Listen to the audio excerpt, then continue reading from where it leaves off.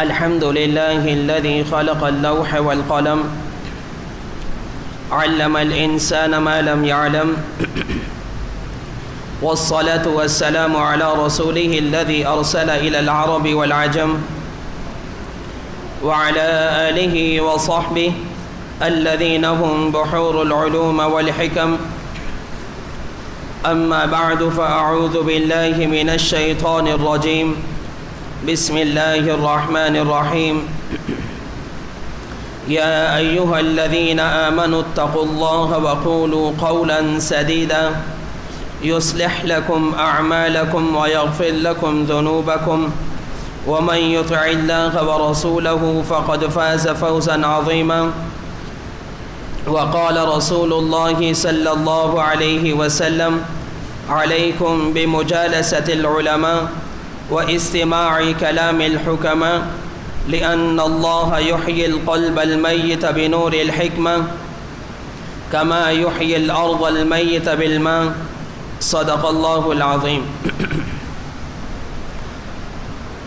دنیا میں جتنے بھی انسان ہیں، ہر انسان کی چاہت یہ ہے کہ وہ کامیاب ہو جائے اور کامیابی کی زندگی گزارے.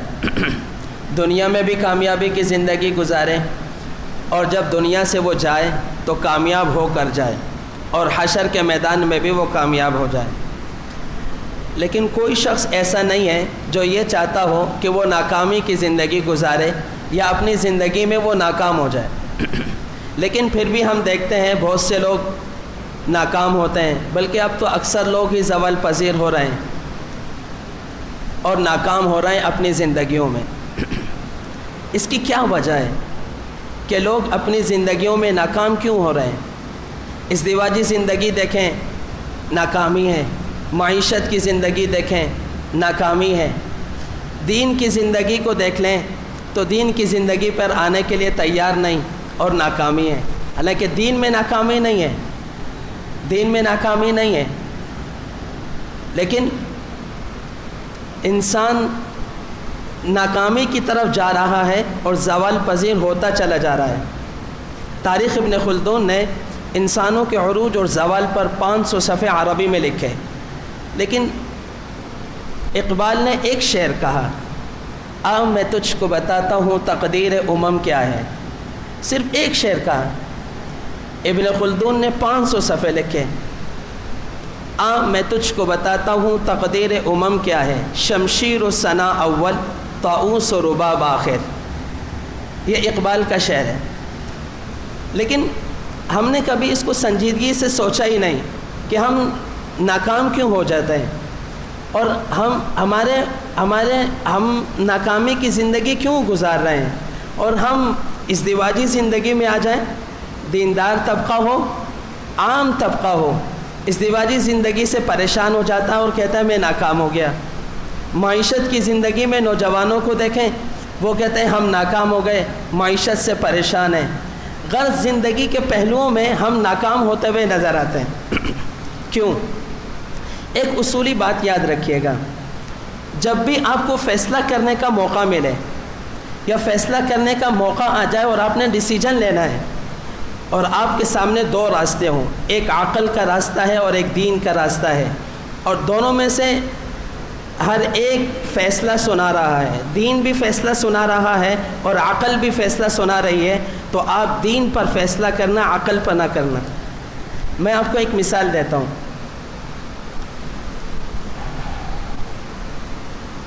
زندگی کا ایسا موڑ آ جائے کہ آپ کے سامنے پیسہ ہو اور آپ کے سامنے کردار ہو. آپ کے سامنے پیسہ ہو اور آپ کے سامنے کردار ہو. عقل کہتی ہے پیسے کو لے لو، اس لیے کہ آج ویلیو پیسے کی ہے. جس کے پاس پیسہ ہے دنیا اس کی ہے. یہ عقل کا فیصلہ ہے. دین کہتا ہے کردار کو لے لو، پیسے کو چھوڑ دو. اس لیے کہ پیسے کو موت ہے، فنا ہے، کردار کو موت نہیں ہے. اب یہاں میرے اختیار کے اوپر بات ہے، میرے فیصلے کے اوپر بات ہے کہ میں فیصلہ کیا کر رہا ہوں. اپنے عقل کے مطابق فیصلہ کر رہا ہوں یا دین کے مطابق فیصلہ کر رہا ہوں. اگر میں عقل کے مطابق فیصلہ کرتا ہوں تو ظاہری طور پر، عارضی طور پر مجھے کامیابی نظر آتی ہے. کہ پیسہ میرے پاس ہے، سب کچھ میرے پاس ہے تو دنیا میری ہے۔ عبداللہ ابن مبارک رحمۃ اللہ علیہ ان کبار محدثین فقہا میں سے ہیں کہ اللہ تعالیٰ نے ان سے فقاہت کا کام بھی لیا، اللہ تعالیٰ نے حدیث کے میدان میں بھی ان سے کام لیا۔ آپ اس سے اندازہ لگائیں، امام بخاری رحمۃ اللہ علیہ کے اساتذہ میں سے عبداللہ ابن مبارک رحمۃ اللہ علیہ، اور عبداللہ ابن مبارک رحمۃ اللہ علیہ سے امام بخاری نے بخاری کے اندر روایت کو بھی نقل کیا۔ اور عجب بات ہے، امام بخاری رحمۃ اللہ علیہ کو جو فضیلت ملی تمام محدثین میں احناف کی وجہ سے ملی۔ ایک حدیث کی سند ہوتی ہے، اس حدیث کی سند میں اگر جتنے بھی افراد کم ہوں تو وہ سند عالی کہلاتی ہے۔ تو امام بخاری رحمۃ اللہ علیہ کی 21 احادیث مبارکہ ایسی ہیں جس میں امام بخاری رحمۃ اللہ علیہ کو تمام محدثین پر فضیلت حاصل ہے، جس میں 17 کے استاد حنفی ہیں اور وہ ثلاثی ہیں۔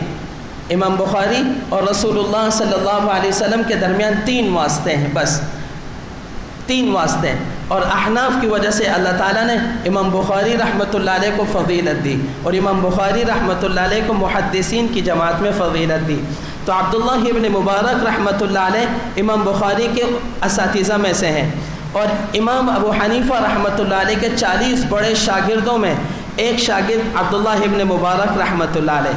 تو عبداللہ ابن مبارک رحمۃ اللہ علیہ ان لوگوں میں سے تھے جو سونے کا چمچ منہ میں لے کر پیدا ہوتے ہیں، بچپن سے ہی مالدار تھے، اس گھرانے میں پیدا ہوئے جنہیں اللہ تعالیٰ نے مال و دولت سے نوازا، خوب مال و دولت کی فراوانی عطا کی۔ عبداللہ ابن مبارک رحمۃ اللہ علیہ ابتدائی زندگی میں دوستوں کی مجلس میں بیٹھے اور سنت کے راستے سے ہٹ گئے۔ جب عبداللہ ابن مبارک رحمۃ اللہ علیہ ابتدائی زندگی کے اندر دوستوں کے مجلس میں بیٹھے اور سنت کے راستے سے ہٹ گئے تو والدین انہیں نصیحت کرتے اور بار بار دعا کرتے۔ جسے ماں باپ کی دعا لگ جاتی ہے نا، یہ رنگ ضرور لاتی ہے، اگرچہ اس دعا کا رنگ نہیں ہوتا لیکن یہ رنگ ضرور لاتی ہے۔ بس کوشش کرو ماں باپ کی دعا لے لو، جسے ماں باپ کی دعا لگ گئی اس کا دنیا کا بیڑا بھی پار ہو گیا، اس کا آخرت کا بیڑا بھی پار ہو گیا، اور جسے ماں باپ کی بد دعا لگ گئی دنیا بھی برباد ہو گئی اور آخرت بھی برباد ہو گئی۔ عبداللہ ابن مبارک رحمۃ اللہ علیہ جب جوانی میں پہنچے اور جوانی میں پہنچنے کے بعد ایک دن دل میں خیال آیا کہ ابا حضور کہتے ہیں کہ نیک لوگوں کی صحبت اختیار کرو، تم تاجر بنو، تاجر خاندان سے ہو، تجارت کرو۔ تو عبداللہ ابن مبارک رحمۃ اللہ علیہ اپنے والد کے پاس آئے، کہنے لگے ابا جان تجارت کرنا چاہتا ہوں۔ تو والد نے بے ساختہ 30,000 دینار عبداللہ ابن مبارک رحمۃ اللہ علیہ کے ہاتھ میں رکھے، اور موجودہ 1,000 دینار 8 کروڑ روپے بنتے ہیں پاکستانی۔ عبداللہ ابن مبارک رحمۃ اللہ علیہ 2 سال تک اپنے والد محترم سے نہ ملے۔ 2 سال کے بعد ملاقات ہوئی۔ جب ملاقات ہوئی تو عبداللہ ابن مبارک رحمۃ اللہ علیہ سے والد نے پوچھا، بیٹا آپ نے مجھ سے تجارت کے لیے 30,000 دینار لیے، تو آپ نے کیا تجارت کی؟ تو والد صاحب کو فرمایا، ابا جان میں نے وہ تجارت کی ہے جس تجارت میں گھاٹا ہے ہی نہیں۔ تو والد دانا تھا، سمجھدار تھا، وہ سمجھ گیا کہ میرے بیٹے نے اللہ والوں کی علمی صحبت مل گئی، اور عبداللہ ابن مبارک نے اشارہ فرمایا، تجارت لن تبور، وہ تجارت کی ہے جس میں گھاٹا ہے ہی نہیں۔ تو باپ دانا تھا، جیسے ہی دانا تھا تو بیٹے کے اشارے کو سمجھ گیا، تو فوراً 20,000 دینار اور نکالے اور نکال کر بیٹے کو دیا، اور دینے کے بعد فرمایا، بیٹے جاؤ اپنی تجارت میں اضافہ کرو۔ عبداللہ ابن مبارک رحمۃ اللہ علیہ نے اپنے علم کے سفر کو شروع کیا۔ جب علم کے سفر کو دوبارہ شروع کیا تو علم کی تکمیل کرنے کے بعد عبداللہ ابن مبارک رحمۃ اللہ علیہ کو وہ مقام ملا، وہ عزت اور وہ شہرت ملی کہ امام احمد ابن حنبل رحمۃ اللہ علیہ سے جب ملاقات کرنے کے لیے تشریف لے جاتے تو عبداللہ ابن مبارک رحمۃ اللہ علیہ جب امام احمد ابن حنبل رحمۃ اللہ علیہ سے ملاقات کے لیے تشریف لے جاتے تو امام احمد ابن حنبل رحمۃ اللہ علیہ اپنی مسلک کو چھوڑ دیتے اور فرماتے، عبداللہ جب آج اس مجلس میں تم آئے ہو تو حدیث پڑھانے کے لیے اور اس مسند کے لیے تم سے زیادہ لائق کوئی نہیں ہے، مجھ سے زیادہ حق تمہارا ہے، اس مسند پر تم بیٹھو اور حدیث پڑھو، اس مسند پر تم بیٹھو اور حدیث پڑھو۔ شیخ الحدیث مولانا زکریا کاندھلوی رحمۃ اللہ علیہ نے لکھا ہے کہ عبداللہ ابن مبارک رحمۃ اللہ علیہ کی جب مجلس حدیث لگا کرتی تھی تو 40,000 طلباء ایک مجلس میں بیٹھ کر حدیث کا علم حاصل کرتے تھے، اور 1200 مکبر ہوتے تھے جو عبداللہ ابن مبارک رحمۃ اللہ علیہ جب سند پڑھتے اور حدیث سناتے تو 1200 مکبر سند پڑھتے اور حدیث کو آگے نقل کرتے۔ اتنا بڑا دور حدیث آج ہے نہیں۔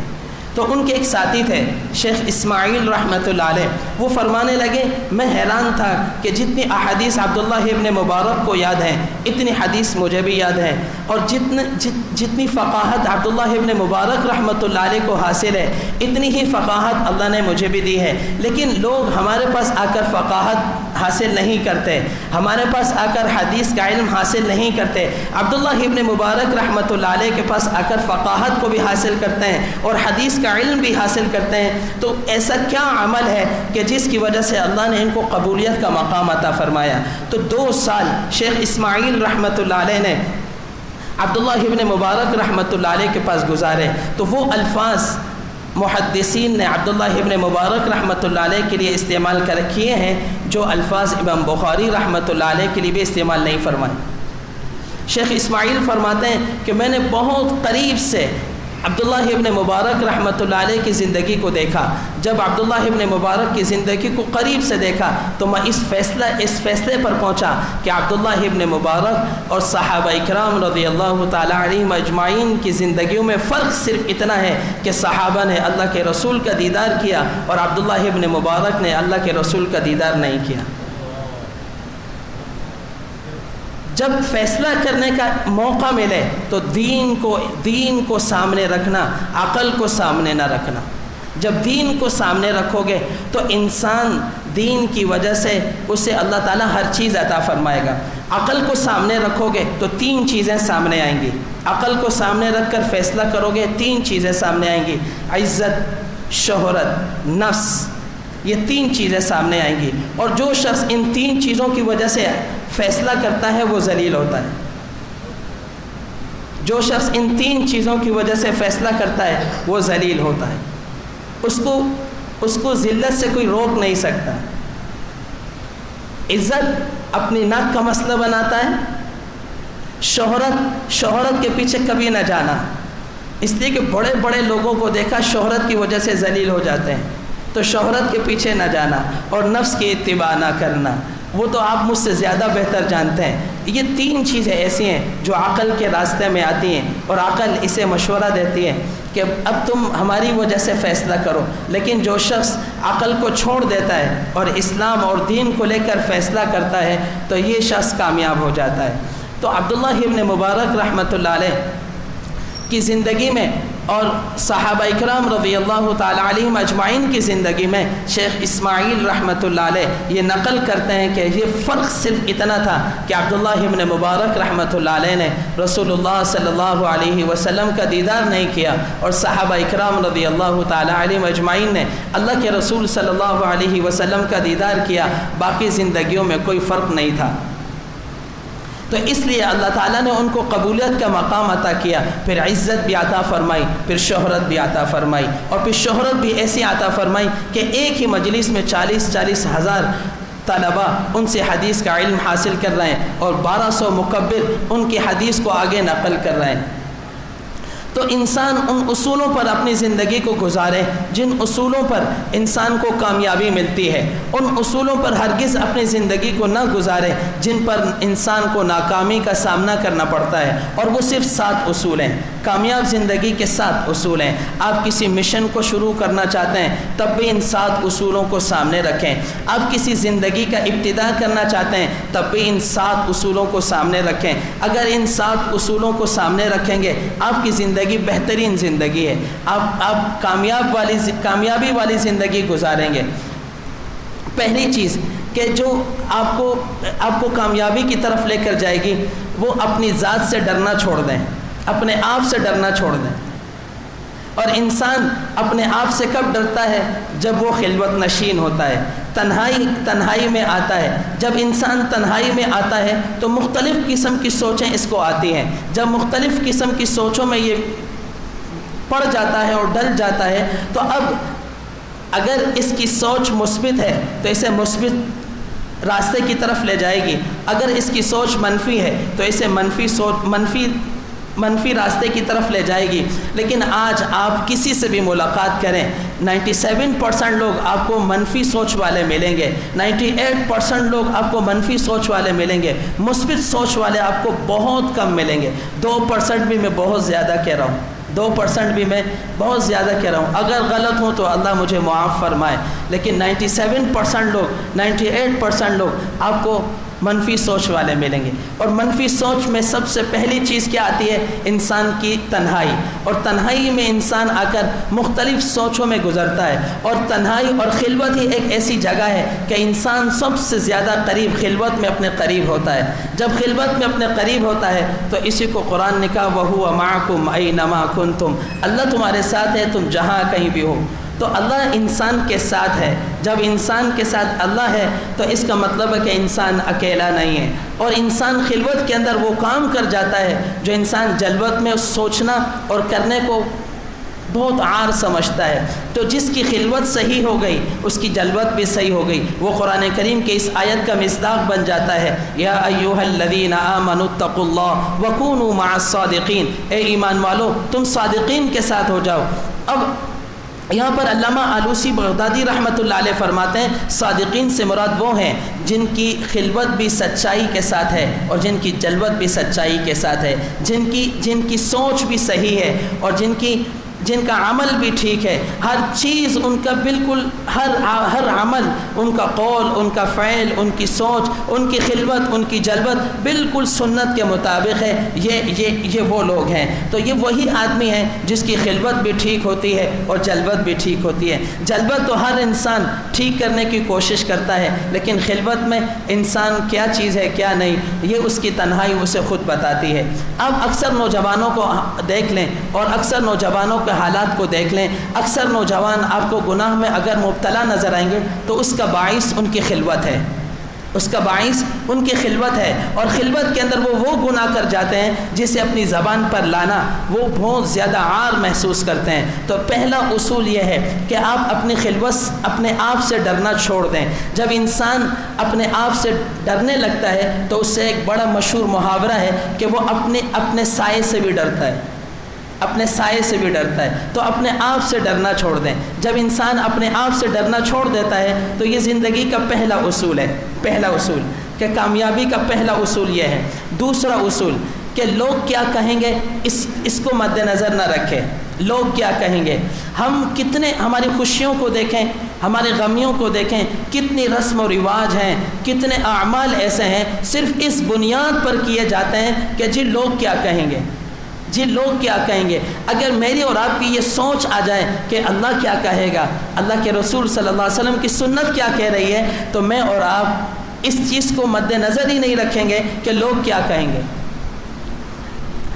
لوگ کیا کہیں گے اس کی وجہ سے اتنے سارے انسان نیک اعمال کی طرف نہیں آتے کہ پہلے کی زندگی تو بڑی عیاشی میں گزری، پہلے کی زندگی نافرمانی میں گزری، اب خانقاہ میں جڑ گئے، اب آپ تبلیغ میں جڑ گئے یا دین کے کسی بھی شعبے میں آپ جڑ گئے تو لوگ آپ کو کہیں گے اچھا صوفی صاحب بنتے ہو، کل تک تو آپ کا یہ حال تھا۔ تو لوگ کیا کہیں گے اسے اپنے دماغ سے نکال دیں۔ رسول اللہ صلی اللہ علیہ وسلم معراج آپ صلی اللہ علیہ وسلم کو ہوئی، آپ تشریف لائے، آپ نے خدیجۃ الکبریٰ رضی اللہ تعالیٰ عنہ کو فرمایا خدیجہ اللہ تعالیٰ نے آج مجھے معراج عطا کی، اور سارا قصہ آپ صلی اللہ علیہ وسلم نے سنا ڈالا۔ جب سنایا تو سنانے کے بعد خدیجۃ الکبریٰ رضی اللہ تعالیٰ عنہ نے فرمایا اللہ کے رسول کیا آپ لوگوں کو بھی بتائیں گے کہ آپ کو معراج ہوئی تھی؟ آپ صلی اللہ علیہ وسلم نے فرمایا ہاں میں لوگوں کو بتاؤں گا کہ مجھے معراج ہوئی، پورا سفر بتاؤں گا۔ تو خدیجۃ الکبریٰ رضی اللہ تعالیٰ عنہ نے فرمایا اللہ کے رسول پھر لوگ کیا کہیں گے؟ لوگ آپ کا مذاق اڑائیں گے، آپ کی تصدیق نہیں کریں گے۔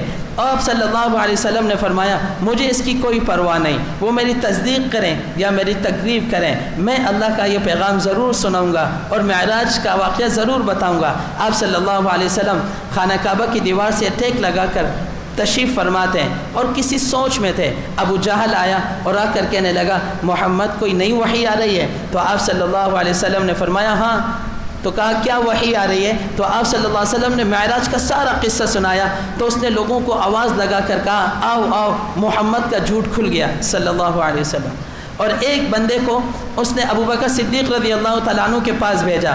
بعض میں آتا ہے کہ وہ خود ابو بکر صدیق رضی اللہ تعالیٰ عنہ کے پاس گیا اور اس نے جتنا واقعہ آپ صلی اللہ علیہ وسلم سے معراج کا سنا تھا سارا واقعہ ابو بکر صدیق رضی اللہ تعالیٰ عنہ کو سنا کر کہا بتاؤ اگر کوئی شخص اس بات کا دعویٰ کرے کہ وہ ایک ہی رات میں فلسطین چلا گیا، مسجد اقصیٰ، وہاں سے وہ ساتوں آسمانوں کی سیر بھی کر آیا، جنت جہنم کی سیر کر آیا اور اللہ کا دیدار کر آیا، کیا تم اس کی تصدیق کرو گے؟ تو ابو بکر صدیق رضی اللہ تعالیٰ عنہ نے فرمایا کہنے والا کون ہے، قائل کون ہے؟ اس حدیث سے ایک مسئلے کو نکالتے ہیں علماء.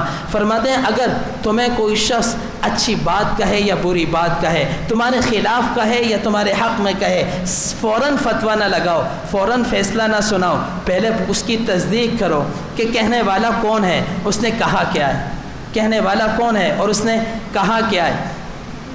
حمص کے گورنر کا جب انتقال ہوا، عمر بن الخطاب رضی اللہ تعالیٰ عنہ رونے لگے، فرمانے لگے کاش سعد جیسا کوئی اور ہوتا، میں بغیر تعامل کے، بغیر شورا کے مشورے کے اس کو حمص کا گورنر بنا تھا. تو ساتھیوں نے پوچھا حضرت اس کی کیا خاصیت تھی؟ کہا یہ اس وقت کی بات ہے جب سعد رضی اللہ تعالیٰ عنہ کی عمر صرف 5 سے 7 برس کی تھی. وہ اپنے چچا کی انگلی پکڑ کر جناب رسول اللہ صلی اللہ علیہ وسلم کی مجلس میں آیا کرتے تھے اور اس اتفاق کی بات تھی کہ اس کا چچا منافقین میں سے تھا اور وہ اللہ کے رسول صلی اللہ علیہ وسلم کی مجلس میں آیا کرتا تھا.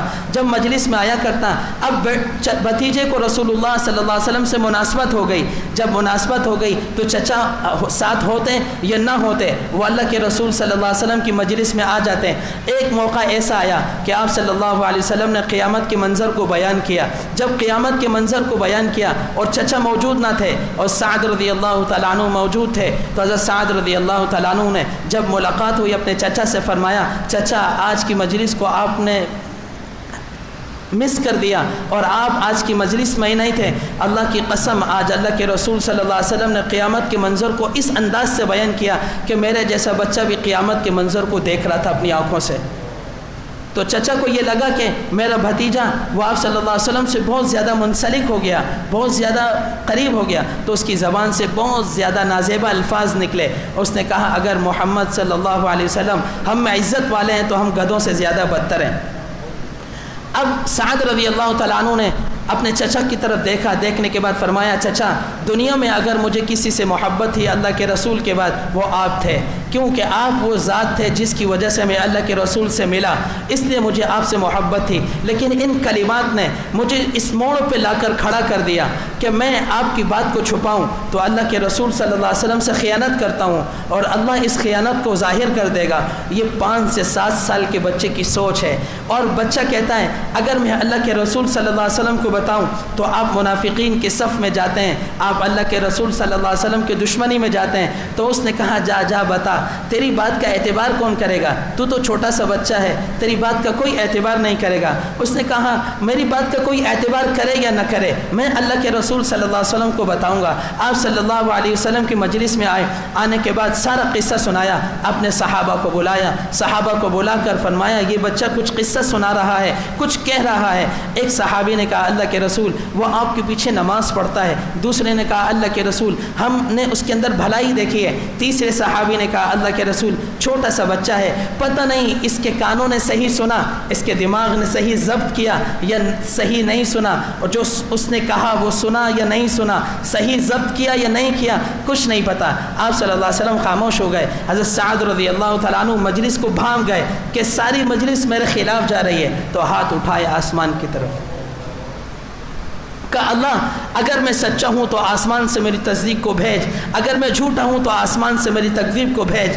ہاتھ پھیرے تھے کہ جبرائیل آئے. یحلفون باللہ لکم، کہ اے اللہ کے رسول ان لوگوں نے وہ کفر کے کلمے کہے ہیں، یہ جھوٹی قسمیں کھا رہے ہیں، یہ سعد صحیح کہہ رہا ہے. آپ نے اس کو قریب بلایا اور قریب بلانے کے بعد سعد رضی اللہ تعالیٰ عنہ کے کان میں کہا بیٹا تیرے کان نے صحیح سنا، تیرے دل نے اس کو صحیح ضبط کیا اور تیری زبان نے اس کو صحیح بیان کیا. آسمان سے اللہ نے تیری تصدیق کو نازل کیا. تو کہنے والا کون ہے اس کو تھوڑا سا تأمل کرو، فوراً فتویٰ نہ لگاؤ، فوراً حکم نہ لگاؤ، فوراً فیصلہ نہ کرو کہ کسی نے کوئی بات تمہیں کہی اور تم نے فوراً اس پر فیصلہ سنا دیا، ایسا نہ کرو۔ ابو بکر صدیق رضی اللہ تعالیٰ عنہ نے فرمایا بتاؤ کہنے والا کون ہے؟ کہا آپ کا دوست، آپ کا نبی محمد ابن عبداللہ القریشی ہے۔ فرمایا اگر اس نے کہا ہے، انہوں نے کہا ہے، میں اس بات کو مانتا ہوں، میں اس بات کی تصدیق کرتا ہوں۔ پھر آپ صلی اللہ علیہ وسلم نے ایک ٹائٹل دیا، لکل امت صدیق، ہر امت میں ایک صدیق ہے، وہ صدیق امتی ابی بکر صدیق رضی اللہ تعالیٰ عنہ، میری امت کا صدیق وہ ابو بکر ہے۔ تو اب یہ لوگ کیا کہیں گے اس کو اپنے دماغ سے نکال دیں، لوگ کیا کہیں گے اس کو، یہ دوسرا اصول ہے کامیابی کی زندگی۔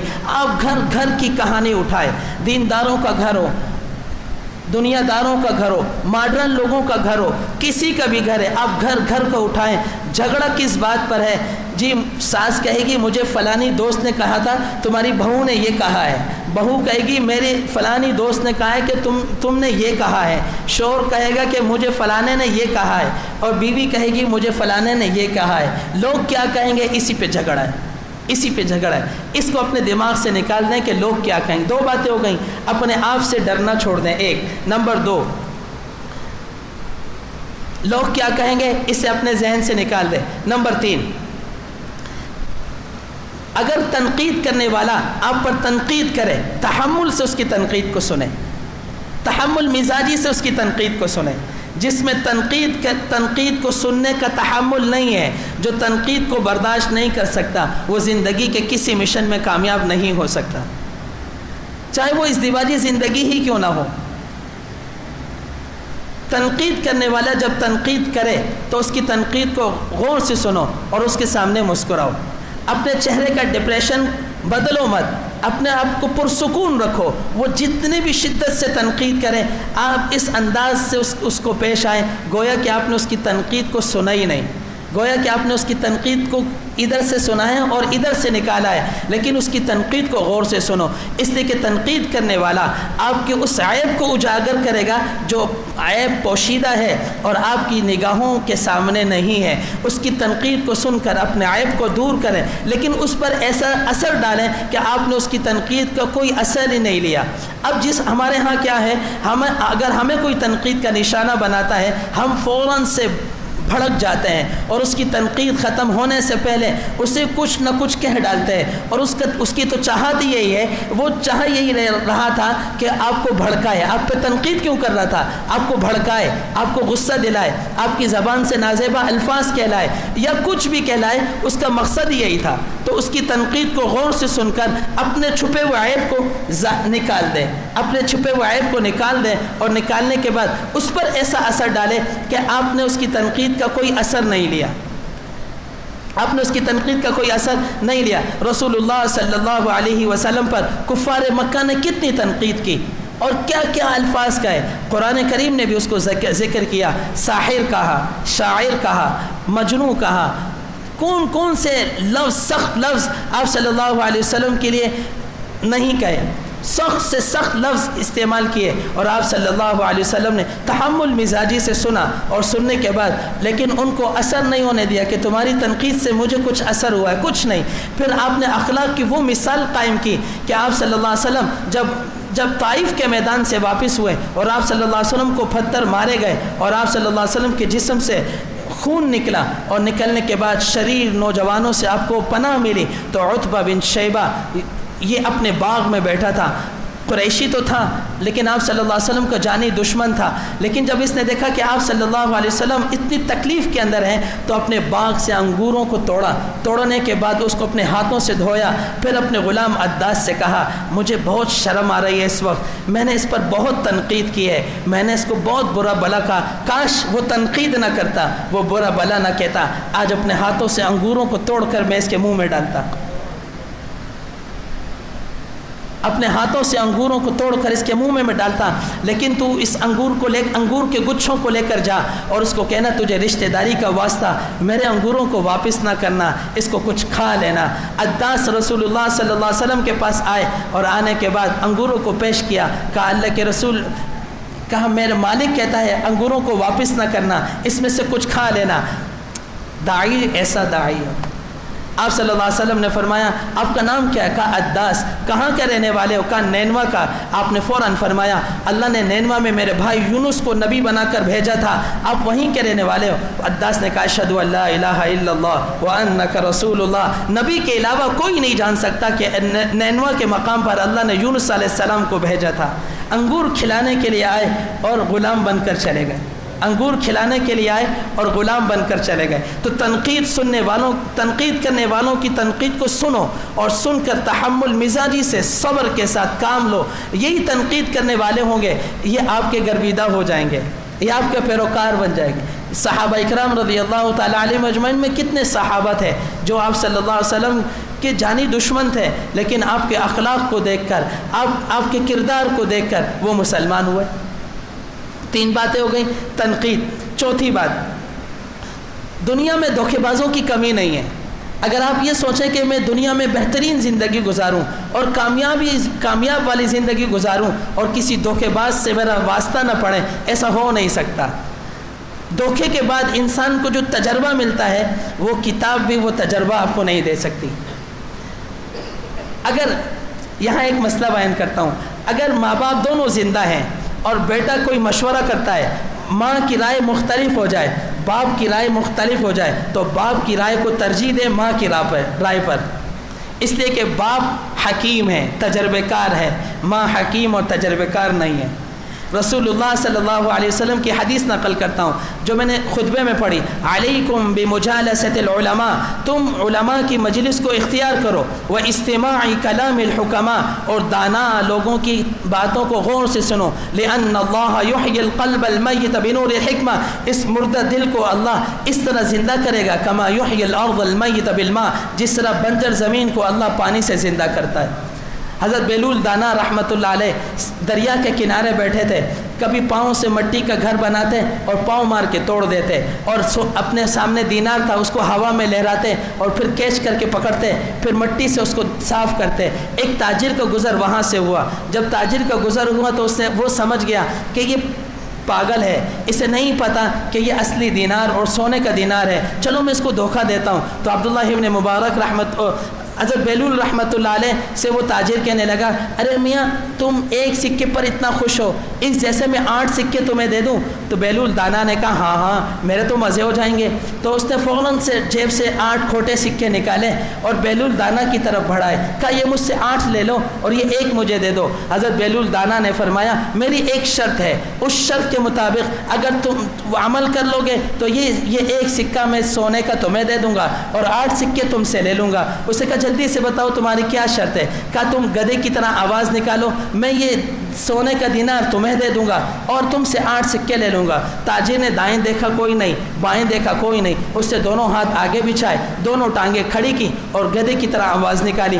جب گدھے کی طرح آواز نکالی تو بیلول دانا سے کہا اب دے دو۔ تو حضرت بیلول دانا رحمۃ اللہ علیہ نے فرمایا میں تمہاری طرح گدھا ہوں، تمہیں اپنا سونے کا سکہ دے دوں اور تم سے 8 سونے کے کھوٹے سکے لے لوں؟ اس نے آؤ دیکھا نہ تاؤ دیکھا اور اپنی راہ لے لی۔ کہا میں تو اس سے سمجھ رہا تھا کہ یہ پاگل اور بیوقوف ہے، یہ تو دانا ہے۔ تو اس کو فرمایا علیکم بمجالست العلماء، کہ علماء کی مجلس کو اختیار کرو، واستماع کلام الحکماء، اور دانا لوگوں کے کلام کو غور سے سنو، لأن اللہ یحیی القلب المیت بنور الحکمہ، اللہ اس مردہ دل کو اس طرح زندہ کرے گا، کما یحیی الارض المیت بالماء، جس طریقے سے اللہ تعالیٰ بنجر زمین کو بارش سے زندہ کرتا ہے۔ تو دھوکے کے بعد انسان کو جو تجربہ ملتا ہے اور جو سبق حاصل ہوتا ہے وہ کتاب بھی انسان کو سبق نہیں دے سکتی، وہ ماں اور باپ بھی سبق نہیں دے سکتی۔ ماں اور باپ میں فرق کیا ہے؟ ماں دنیا والوں سے اپنے بیٹے کا تعارف کراتی ہے کہ یہ میرا بڑا بیٹا ہے، یہ میرا چھوٹا بیٹا ہے، میرے بڑے بیٹے کا نام یہ ہے، میرے چھوٹے بیٹے کا نام یہ ہے۔ دنیا والوں سے کہتی ہے کہ تم میرے بیٹے سے محبت کرو، میں اس سے بہت محبت کرتی ہوں۔ اور باپ بیٹے کو دنیا کا تعارف کراتا ہے، بیٹا یہ دنیا ہے، اس کو پہچان، بیٹا یہ دنیا ہے، اس کو پہچان۔ کیوں؟ باپ قدم قدم پر پھونک پھونک کر رکھتا ہے، پھر تجربے سے وہ گزرتا ہے. اس لیے باپ کی زندگی وہ تجربے کے بعد گزرتی ہے، اور وہ جب اپنی زندگی کا ایک اسٹیج پر پہنچتا ہے تو بیٹا جوان ہو جاتا ہے، تو بیٹے کو بظاہر کچھ اور نظر آتا ہے لیکن باپ کو کچھ اور نظر آتا ہے. لیکن باپ اور بیٹے کے درمیان اتفاق رائے نہیں ہوتی، لیکن باپ بیٹے کے پاس جوانی کی طاقت ہے، باپ کے پاس عقل اور اس تجربے کی طاقت ہے.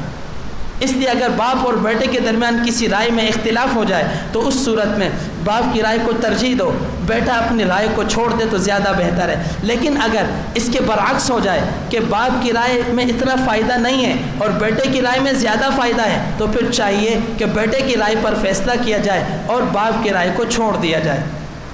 خیر بہرحال یہ اصول یہ تھا کہ دھوکے بازوں کی کمی نہیں ہے. آپ یہ چاہیں کہ دنیا میں کسی بھی دھوکے باز سے آپ کی ملاقات نہ ہو، یہ ممکن نہیں. اور کامیابی کی زندگی شروع ہوتی یہیں سے کہ آپ کو کوئی دھوکے باز ملتا ہے اور دھوکہ دے کر آپ کو جاتا ہے. اسی کو ایک شاعر ہے فراز، وہ کہتا ہے تکلف کو بھی تم اخلاص سمجھتے ہو فراز، تکلف کو بھی تم اخلاص سمجھتے ہو فراز، ہر ہاتھ ملانے والا دوست ہوتا نہیں.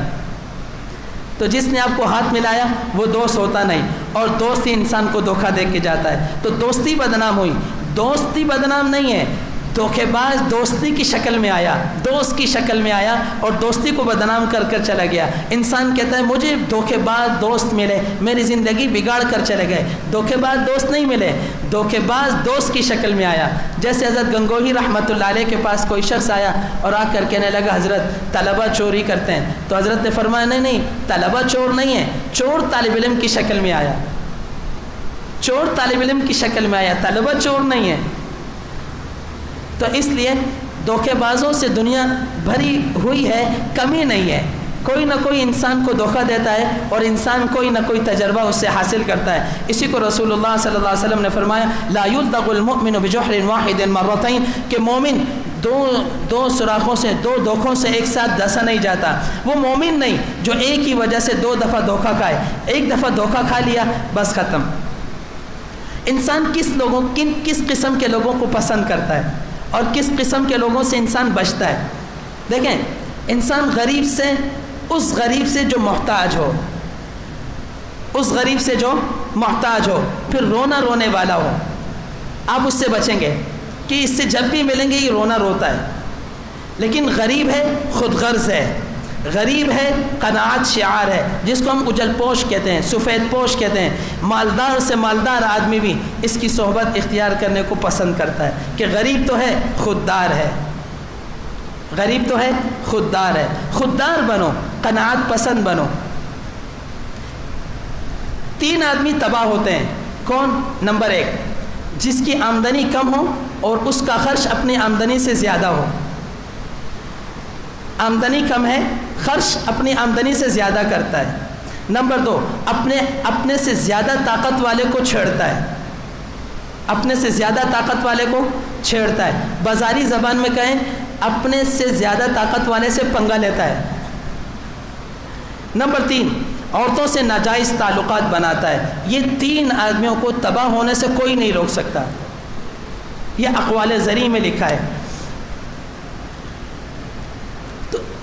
تو ہم یہاں پر پہنچے کہ دھوکے باز انسان کی زندگی میں آتے ہیں اور انسان کو کسی نہ کسی موقع پر، کسی نہ کسی درجے میں دھوکے کا سامنا کرنا پڑتا ہے. اصولوں کا خوف، 5واں اصول کہ اصولوں کا خوف انسان کی زندگی میں آتا ہے کہ اگر میں نے اصول کے مطابق زندگی گزاری تو ایسا نہ ہو کہ میں ناکام ہو جاؤں، ایسا نہ ہو کہ میں ناکام ہو جاؤں. حضرت مولانا الیاس صاحب رحمۃ اللہ علیہ ایک جملہ ارشاد فرمایا کرتے تھے کہ مجھے اس بات کا کوئی خوف نہیں کہ تبلیغ کا کام پھیلے یا نہ پھیلے. مجھے صرف اس بات کا خوف ہے تبلیغ کا کام لوگ رسم کر کے نہ کریں، رسم نہ بنا لیں. صرف اس بات کا خوف ہے. اور رسم کب بنتی ہے؟ جب انسان اپنے اکابر کے اصولوں کے خلاف زندگی گزارتا ہے. جس طریقت میں وہ لگ جاتا ہے، جس شعبے میں وہ لگ جاتا ہے اور اکابرین نے اس شعبے کے اندر کچھ اصول وضع کیے ہیں، ان اصولوں کے خلاف جب زندگی گزارتا ہے تو انسان کو ناکامی کا سامنا کرنا پڑتا ہے. حضرت تھانوی رحمۃ اللہ علیہ کی خانقاہ تھی. حضرت تھانوی رحمۃ اللہ علیہ کی خانقاہ میں دو علماء آپس میں ایک مسئلے پر بحث کرنے لگے اور مسئلے کے اوپر جانبین سے دلائل چلنے لگے. آواز تھوڑی سی بلند ہو گئی. جب آواز بلند ہوئی تو خانقاہ کے ناظم نے کہا خاموشی اختیار کرو, یہاں کسی بھی قسم کی گفتگو کرنے کی اجازت نہیں. دونوں علماء خاموش ہو گئے. دوسری مرتبہ پھر بات شروع ہو گئی. جب بات شروع ہوئی تو خانقاہ کے ناظم نے پھر کہا کہ خانقاہ کا اصول ہے کہ بات کرنا منع ہے, ہر قسم کی گفتگو منع ہے. اب میرا جیسا مولوی ہوتا تو کہتا بھائی ہم دین کی بات کر رہے ہیں, آج خانقاہ میں لوگ بیٹھ کر سیاست کی باتیں کرتے ہیں. تیسری مرتبہ جب ان دونوں علماء سے بات ہوئی تو ان دونوں علماء کو کہا یا تو آپ اپنی زبان خاموش کر لیں اور خانقاہ کے اصول کے مطابق خانقاہ کے اندر زندگی گزاریں اور وقت گزاریں, نہیں تو میں آپ کا بستر آپ کے سر پہ رکھوں گا اور آپ کو خانقاہ سے نکال دوں گا. آپ کو پتہ ہے وہ دونوں شخص کون سے؟ ایک مفتی اعظم پاکستان مفتی محمد شفیع رحمۃ اللہ علیہ, دوسرے محدث العصر حضرت بن نوری رحمۃ اللہ علیہ. اصول کے خلاف نہیں کرنے دیا, اصولوں کے مطابق اپنی خانقاہ کو چلایا, اصولوں کے مطابق اپنی زندگی کو گزارا. قتیبہ بن سالار رحمۃ اللہ علیہ یہ جب سمرقند کے فاتح بنے تو عیسائی پادری نے ایک خط لکھا عمر بن عبدالعزیز رحمۃ اللہ علیہ کے نام. عمر بن عبدالعزیز رحمۃ اللہ علیہ کے نام خط لکھا کہ آپ کے سپہ سالار نے اسلام کے اصولوں کے خلاف ورزی کی ہے اور اسلام کے اصولوں کے خلاف ورزی کرنے کی وجہ سے یہ ہمارے سمرقند پر قابض ہو گئے, لہٰذا ہم آپ سے انصاف چاہتے ہیں. ایک قاصد آیا. جب وہ قاصد آیا اور آنے کے بعد اس نے مسلمانوں سے پوچھا بتاؤ تمہارا بادشاہ کہاں رہتا ہے؟ تو سوال کرنے کے بعد اسے دمشق کی جامع مسجد نظر آئی. وہ سمجھا کہ یہی محل ہے. وہ مسجد میں جب گیا تو لوگ نماز پڑھ رہے تھے. تو کہا کیا تمہارے بادشاہ کا محل یہی ہے؟ تو اس نے کہا نہیں آپ کو نہیں پتہ, یہ مسجد ہے. تو اس نے کہا میں سمرقند کے دین پر ہوں, مسلمانوں کے دین پر نہیں ہوں, یعنی میں عیسائی ہوں. تو مسلمانوں نے تعامل کیا, اسے کچھ کہا نہیں. تو کہا کیوں آئے ہو؟ کہا تمہارے بادشاہ کا گھر دیکھنا ہے, تمہارے بادشاہ کا محل دیکھنا ہے اور ان سے ملنا ہے اور یہ خط ان کو دینا ہے. تو ایک مسلمان نے ان کو ایک گلی بتائی, یہ گلی جب ختم ہوگی تو ہمارے مسلمانوں کا بادشاہ کا گھر آئے گا. وہ گلی کے اندر داخل ہوا تو انتہا پر دیکھا کہ ایک عورت گارا بنا رہی ہے اور ایک شخص چھت پر چڑھا ہوا ہے اور گارا لپائی کر رہا ہے. اسے بہت غصہ آیا کہ میں نے اس سے مسلمانوں کے امیر کا گھر پوچھا ہے, اس نے مجھے غریب کا گھر بتایا ہے. بھلا ایسا شخص مسلمانوں کا امیر ہو سکتا ہے جس کی بیوی گارا بنا رہی ہو اور وہ خود چھت پر چڑھ کر لپائی کر رہا ہو؟ تو وہ واپس آیا تو جب چوراہے پر آیا وہی مسلمان اس سے ملا اور ملنے کے بعد اس نے اس سے شکوہ کیا کہ میں نے آپ سے کہا تھا آپ میری ملاقات کرائیں اپنے امیر سے, آپ نے مجھے غریب کا راستہ گھر کا راستہ بتایا. کہا نہیں خدا کی قسم میں نے تمہیں جھوٹ نہیں بولا, غلط راستہ نہیں بتایا. اس گلی کی انتہا جس گھر پر ہوتی ہے وہی ہمارا امیر ہے, اس کا نام عمر بن عبدالعزیز ہے. جب وہ نوجوان واپس گیا, قاصد واپس گیا, تو اس وقت عمر بن عبدالعزیز رحمۃ اللہ علیہ نہا دھو کے اجلے کپڑے پہن کر سامنے کھڑے تھے. آیا اور دستک دی, اس نے عیسائی پادری کا خط دیا. عمر بن عبدالعزیز رحمۃ اللہ علیہ نے خط پڑھا, دیوار پر ایسے خط کو رکھا, اس کے نیچے ایک چھوٹا سا جملہ لکھا کہ یہ خط ہے سمرقند کے سپہ سالار قتیبہ بن سالار کے نام. میں انہیں نصیحت کرتا ہوں کہ عدالت کو لگائیں اور قاضی کا بندوبست کریں. اب قاصد نے جب خط پڑھا تو وہ سمجھا کہ یہ اشارہ ہے سمرقند کے پادری کو قتل کرنے کا. اب بہت بھجا کہ میں مسلمانوں کے امیر کے پاس آیا تھا کہ مجھے انصاف ملے گا, لیکن الٹا یہ ناانصافی ملی ہے. تو پھر اس کے دماغ میں ایک بات آئی, کیونکہ سپہ سالار نے دھوکہ دیا تو لا محالہ امیر جب دھوکہ دے رہا ہے تو سپہ سالار بھی دھوکہ دے رہا ہے. تو یہ بات سوچ کر وہ پادری کے پاس گیا اور پادری کو خط حوالے کیا. پادری نے خط پڑھنے کے بعد کہا یہ میری موت کا پیغام ہے, اس لیے کہ خط بھی دوبارہ قتیبہ بن سالار کے نام پر ہے. اگر انصاف ہوتا تو قتیبہ بن سالار کے نام پر خط نہ ہوتا. بہرحال ڈرتے ڈرتے قتیبہ بن سالار کو خط دیا. قتیبہ بن سالار نے جب خط پڑھا تو اپنے فوج میں سے ایک عالم کو نکالا اور اس کو قاضی مقرر کیا اور فرمایا عمر بن عبدالعزیز رحمۃ اللہ علیہ کا حکم ہے کہ عدالت لگائی جائے. عمر بن عبدالعزیز رحمۃ اللہ علیہ کے حکم کی تکمیل کرتے ہوئے عدالت کو جب لگائی گئی 2 منٹ کی عدالت تھی, 2 منٹ کی. قتیبہ بن سالار رحمۃ اللہ علیہ کو اب قاضی یہ نہیں کہہ رہا کہ آپ مسلمانوں کے امیر ہیں, آپ سپہ سالار ہیں, آپ چیف آف آرمی اسٹاف ہیں. وہ کہنے لگا قتیبہ بن سالار کچہری میں حاضر ہو. پھر پادری کا نام لیا, کہا آپ بھی روبرو کھڑے ہوں. پادری کہتا میں حیران ہو گیا کہ جو اتنا بڑا سپہ سالار ہے اسے بغیر القابات کے پکارا گیا اور قاضی کے روبرو لا کر کھڑا کر دیا گیا. قتیبہ بن سالار اور پادری کو روبرو کھڑا کرنے کے بعد فرمایا آپ کا کیا دعویٰ ہے؟ تو پادری نے کہا آپ کے اس سپہ سالار نے اسلام کے اصولوں کی خلاف ورزی کی ہے اور اسلام کے اصول کی خلاف ورزی کرنے کے بعد یہ ہمارے سمرقند پر قابض ہوا, ہم انصاف چاہتے ہیں. قتیبہ بن سالار کی طرف متوجہ ہوئے اور فرمایا قتیبہ آپ اس کے دعوے کے بارے میں کیا کہتے ہیں؟ تو قتیبہ بن سالار نے کہا اے قاضی جنگ تو دھوکے کا نام ہے. ہم نے جب بخارا کو فتح کیا, ہم نے ازبکستان اور تاجکستان کو فتح کیا تو ہم فاتح بنتے چلے. سمرقند کی سرزمین تو سب سے زیادہ خوبصورت تھی, ہم نے ان کو دھوکہ دیا اور دھوکہ دے کر ہم فاتح بن گئے اور جنگ تو دھوکے کا نام ہے.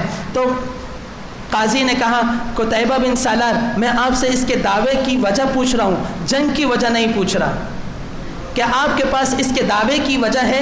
اس کے دعوے کے مقابلے میں کوئی جواب ہے؟